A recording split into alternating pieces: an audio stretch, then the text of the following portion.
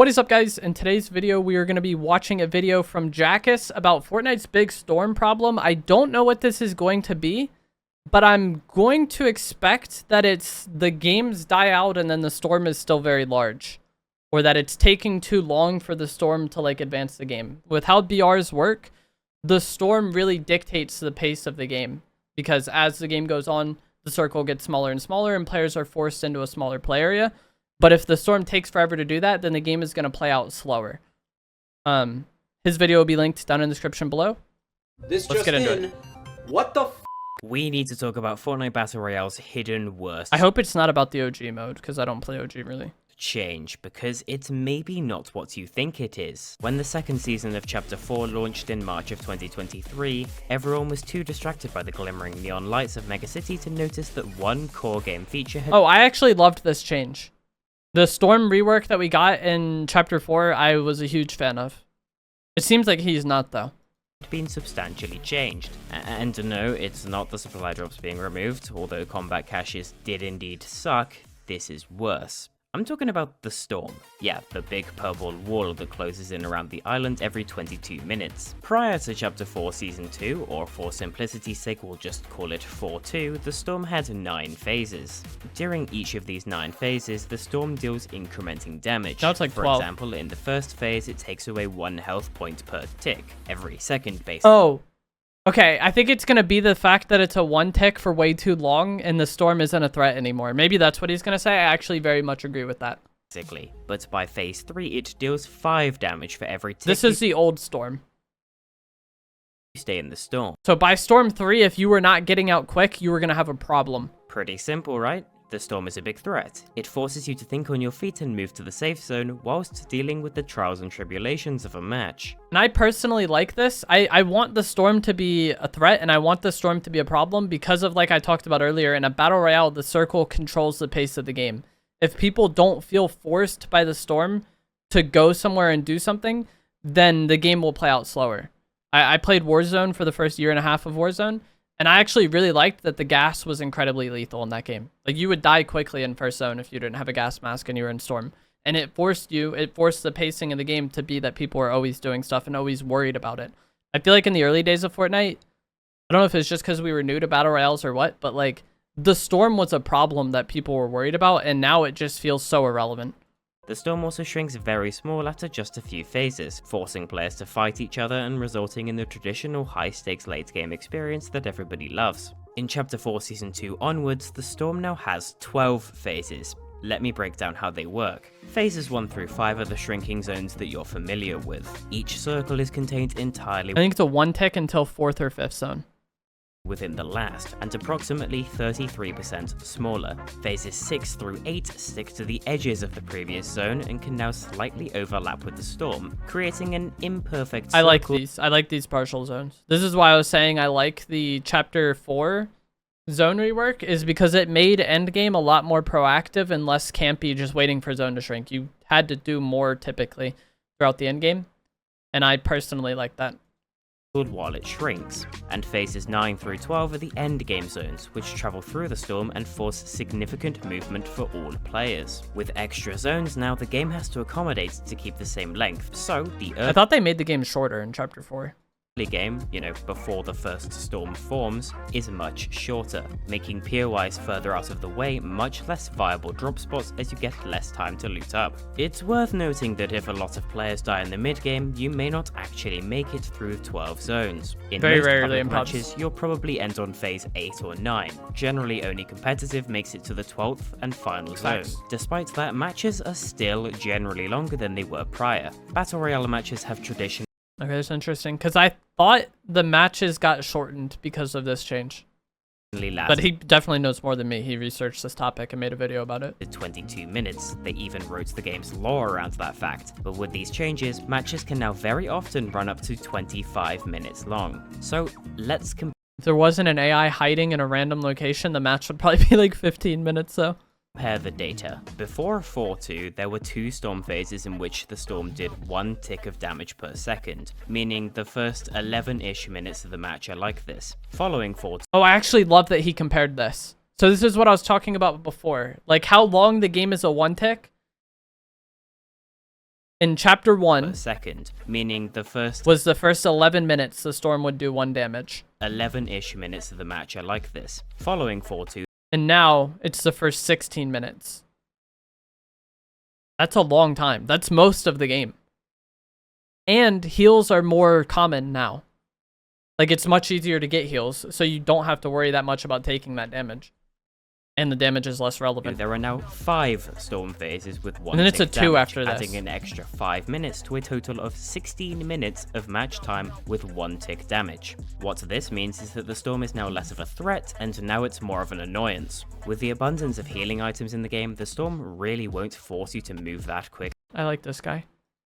It'll just force you to keep healing and healing and healing. It's frustrating, not scary. This does have hidden benefits though. If the safe zone is super risky, you can run out into the storm to use a reboot van or grab some extra loot. But I don't see why that would be necessary considering how big the safe zone is now, so let's talk about that. Before 4.2, the safe zone, or Eye of the Storm, would be a size of 200 meters across by the closing of the 3rd phase, so by the 15-minute mark, all players are squeezed into an area roughly the size of Greasy Grove. Since 4.2, the safe zone reaches a size of 200 meters after the end of phase 6, which is just after the 18-minute mark. Basically, the radiuses of the 4.2 zones are a lot bigger. That gives you more room to rotate, less risk of being forced into a fight, and overall reduces the likelihood of running into other players as you've all got that much more room to explore and breathe. For competitive playlists, storm surge values. Hold on, I wish he had like a comparison on screen. Like, how long did it take to reach that? 200 meters after the end of phase 6, which is just after the 18-minute mark. So 18 minutes for that, and then 15 minutes for this? Into an area. Okay. Roughly so 15 minutes for 200 meters back in the day, 18 minutes for 200 meters the size now. of Greasy Grove. It's like 3 minutes longer. Which doesn't sound like a lot, but like that amount of time that late in the game feels like a lot of time, especially when you're just walking around searching for somebody. Or driving around searching for somebody. 4.2, the safe zone reaches a size of 200 meters after the end of phase 6, which is just after the 18-minute mark. Basically, the radiuses of the 4.2 zones are a lot bigger. That gives you more room to rotate, less risk of being forced into a fight, and it makes the pacing of the game slower because you're waiting for that and not forced into the smaller area, like I was talking about previously. Overall, reduces the likelihood of running into other players as you've all got that much more room to explore and breathe. For a competitive playlist, storm surge values will also change with this update. Compared to the previous iteration in chapter 3, most threshold checks were I don't care about this. I don't play competitive. Basically just moved to later in the match, resulting in more players alive later into the game. That's a big part of why there are a frankly comedic amount of people left in the endgame in most tournaments these days. It's because there is less incentive to be aggressive. If I'm watching comp though, that's what I want. Is look at this map, bro. What nonsense. Look at how many people there are. And kill each other earlier in the match. So what does all this mean for your Fortnite matches, and more importantly, why is it bad? Well, firstly, public matches of Fortnite have been impacted by the bot epidemic since 2020. More often than not, you'll eliminate the last real player in the lobby without even realizing it. And then because those zones are taking longer to shrink,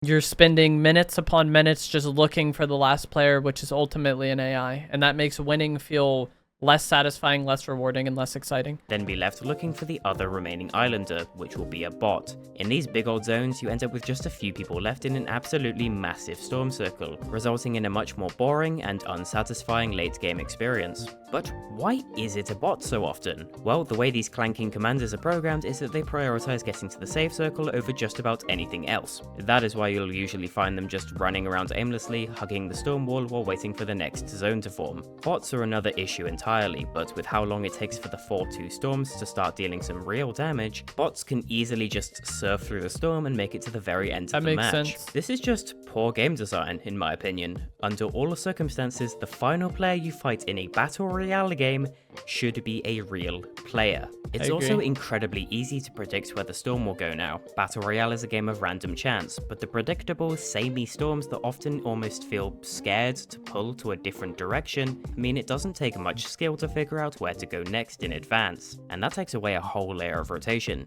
With the introduction of the Fortnite OG mode, Epic Games brought back the original 9-phase storm system. This system is so much more unpredictable. There's a real risk that if you drop far out, you're going to have to travel a really long way to get to the safe zone. And that's scary. It forces danger and confrontation. It's good. And it forces you to play different. You might land Lucky Landing, and this is how it was back in the day. If you landed there, you might just get zone screwed, and you have to be aware of that. But you also, in those games, you're going to play differently than if you pull zone. If you pull zone, you're like, okay, we're chilling. We can loot more. We can, you know, farm more mats. We're more relaxed in how we have to play. And that, the storm being a threat and changing how you were playing the game on the fly, I think really added to the replayability and making every match kind of feel different. And then they took it away. I can't remember the last time I changed what I was going to do because of the storm in terms of like early game or like mid game. The 9-phase system adds variety to each and every match. Having to travel through the bustling streets of Tilted Towers because it is the only way to quickly get to the next safe zone is a part of the definitive Fortnite experience, but the 4.2 changes killed that because now the safe zone is so damn big and the storm deals so little damage, you can just go around.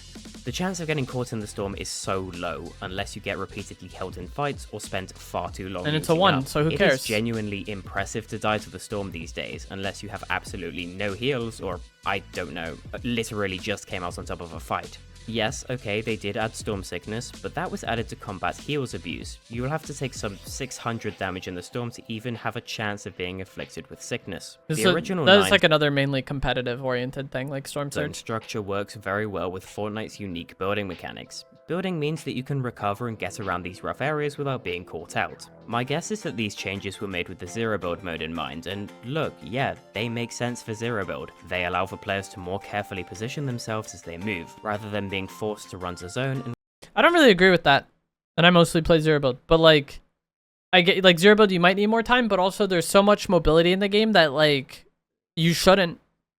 If there was no cars and stuff like that, then sure, but like, yeah, I don't really agree with this too much. Work with wherever they end up. When you can build, how you move to the zone becomes irrelevant, and it ends up making the game slow down to a crawl as you run around a slower, larger zone, hoping you find someone. So that begs the question, if Epic can make different storm zone values for Reload and OG, why not zero builds too? I really do hope Epic reconsiders their approach to the storms in a future update, because the days of the storm being I liked the partial zones in Chapter 4, and like I said, I thought that update made the game faster, but I guess it made it, or I thought it made the game take less time, but I guess it made it slower. What I would personally change is just like the amount of time on the early zones and how much damage the storm does. If they made it more threatening earlier on, I think that would go a long way. But even now with modern Fortnite, there is not really much of a reason to be stuck in storm, or if you like, what would be a POI? Like, let's say you land at the pickle factory and zone pulls very north. Even if the storm is more threatening and more damaging, that's not really going to grief you because there's so many cars in the game and everything. Like, just getting across the map, we have sprint, we have so much mobility. Getting across the map is not as big of a deal as it used to be. So I think they could make the storm more lethal and maybe cut out, like, you know, 2 to 4 minutes of game time. Ooh, like, decrease each storm by like 30 seconds or something, you know? Like, shorten each of them a little bit and you'll cut out a bit of time. Anything more than That's what I would want. are long over. So Epic needs to lock in now and make some changes unless they want Fortnite to continue feeling like this. Oof.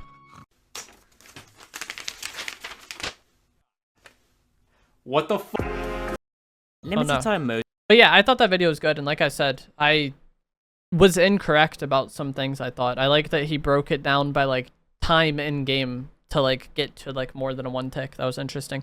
But that is going to be it for this video. As I said earlier, his channel will be linked in the description below. Let me know what you think of the storms and what you would change, and I will see you guys in the next one. Thanks for watching.